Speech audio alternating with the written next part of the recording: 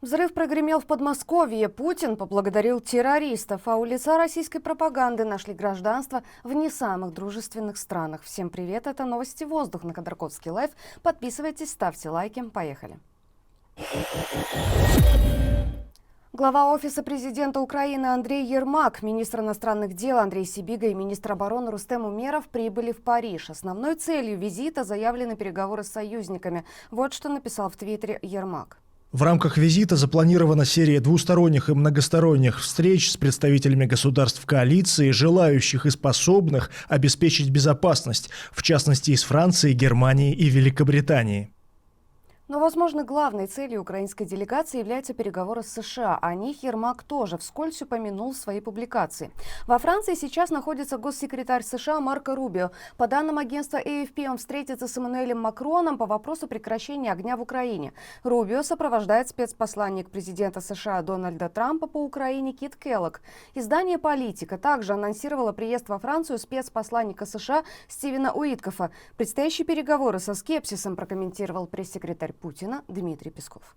Очевидно, пойдет разговор о различных аспектах темы украинского урегулирования. Наш президент имел с господином Уиткофом недавно весьма продолжительный разговор. Мы знаем, что содержание этого разговора доложено президенту Трампу.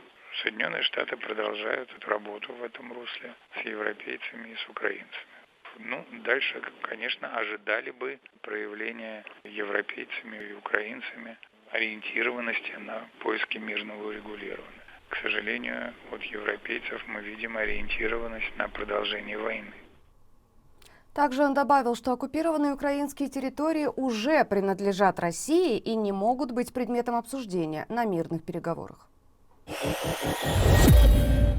Крупный пожар тушили в Вологде. Утром 17 апреля на окружном шоссе началось возгорание. Черный столб дыма было видно из разных районов города. Горела крыша строящегося здания. Ее тушили 42 человека. Рядом находилось еще несколько объектов. Огонь на них не перекинулся. О пострадавших людях не сообщалось. В Подмосковье случился взрыв. Он произошел на заводе по утилизации техники «Вторалюминьпродукт» на площадке по приему металлолома в Люберцах.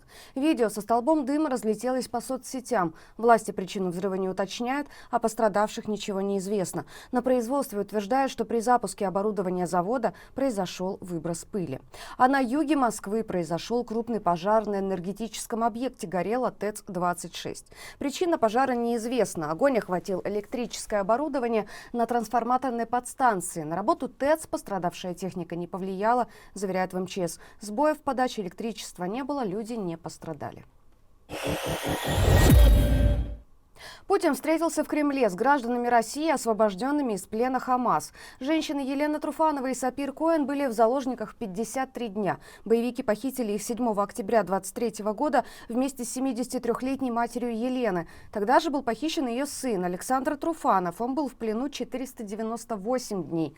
Ему прострелили ноги. Отца Труфанова террористы ХАМАС убили при нападении. Однако Путин, сидя перед людьми, пережившими ад в секторе Газа, решил ХАМАС поблагодарить за гуманизм.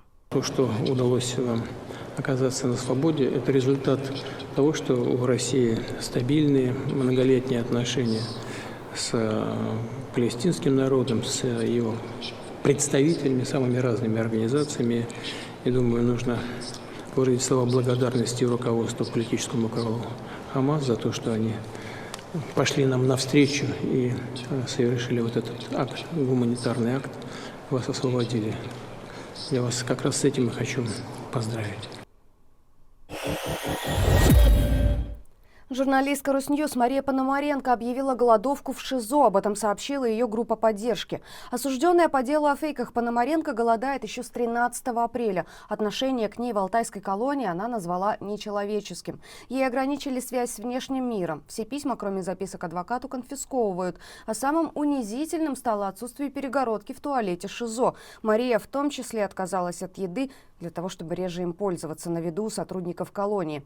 Напомню, Пономаренко осудили на 6 лет за посты о Буче, а затем добавили к сроку еще почти 2 года, якобы за нападение на сотрудников колонии.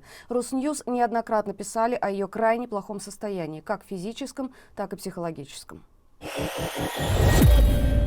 Новости о том, что рэпер Паша Техник помогал российским военным, могли быть инициированы Кремлем. Об этом пишет издание «Медуза». Его источники в прокремлевских СМИ сообщили, что разместить пост об этом со ссылкой на телеграм-канал Мэш настоятельно рекомендовали в администрации президента, чтобы показать, что, цитата, «даже такие поддерживают, никто не остается в стороне». В другом издании журналистам рассказали, что после похорон рэпера чиновники рекомендовали редакциям писать, что на них пришло больше людей, чем на прощание с Алексеем Навальным.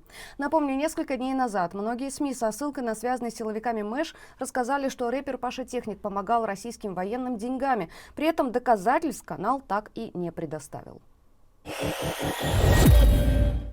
Лицо госпропаганды Екатерина Андреева – гражданка не только России. У телеведущей нашли паспорта Черногории и Гондураса. Как сообщает Фонд борьбы с коррупцией, ведущая Первого канала владеет виллой в Черногории в поселке Свети-Стефан. Виллу площадью 2500 квадратных метров 10 лет назад купил муж Андреевой Душка Перович, гражданин Сербии и Черногории. Ее стоимость составила примерно 10 миллионов евро.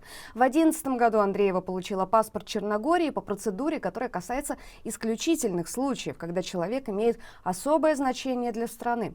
С 2005 года у нее также есть гражданство Гондураса, на этот раз по мужу, у которого оно тоже есть.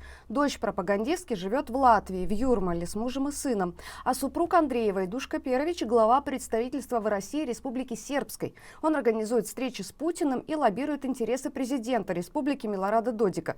Это представительство в 2022 году выплатило дочери Андреевой почти 1 миллион рублей, а также оплачивает аренду ее автомобиля.